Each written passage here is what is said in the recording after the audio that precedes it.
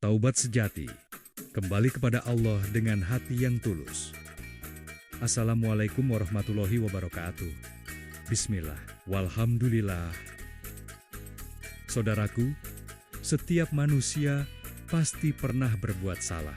Tapi Allah, dengan kasih sayangnya yang luas, tidak menutup pintu ampunan bagi siapapun yang ingin kembali kepadanya. Dalam ajaran para ulama Ahlus Sunnah wal Jamaah, taubat memiliki kedudukan tinggi dalam agama, bahkan menjadi tanda bahwa hati seseorang masih hidup.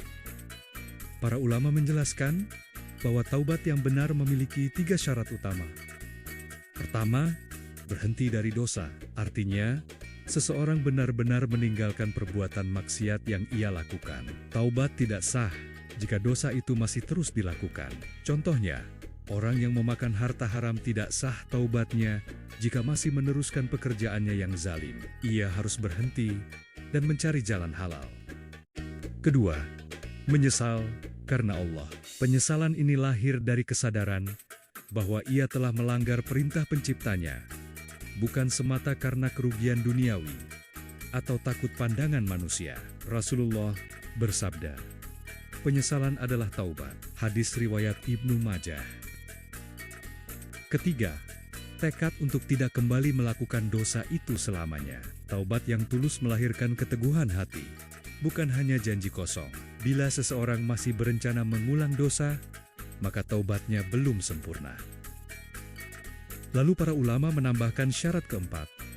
Jika dosa itu berkaitan dengan manusia, yaitu mengembalikan hak mereka, atau meminta maaf dengan cara yang jelas. Misalnya, jika pernah mengambil harta orang lain, maka wajib dikembalikan.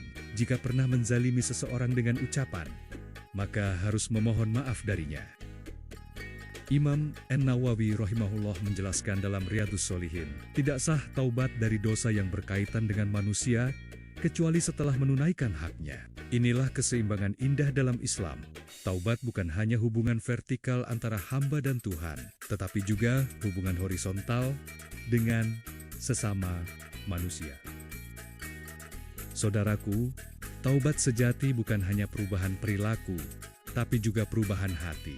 Ia menumbuhkan rasa rendah diri di hadapan Allah, bukan karena hina, tapi karena cinta dan harapan. Imam Ibnul Qayyim berkata, taubat adalah awal perjalanan hamba menuju Allah. Maka siapapun yang bertaubat, berarti ia sedang melangkah pulang menuju Robnya. Dan kabar gembiranya, Allah berfirman dalam surah Az-Zumar ayat 53, wahai hamba-hambaku yang melampaui batas terhadap diri mereka sendiri, janganlah berputus asa dari rahmat Allah. Sesungguhnya Allah mengampuni dosa-dosa semuanya. Maka jangan biarkan masa lalu menahan langkahmu. Setiap dosa bisa terhapus, setiap luka bisa sembuh, jika hati mau kembali. Taubat adalah tanda cinta Allah, karena Dia masih memberi kita waktu untuk berubah.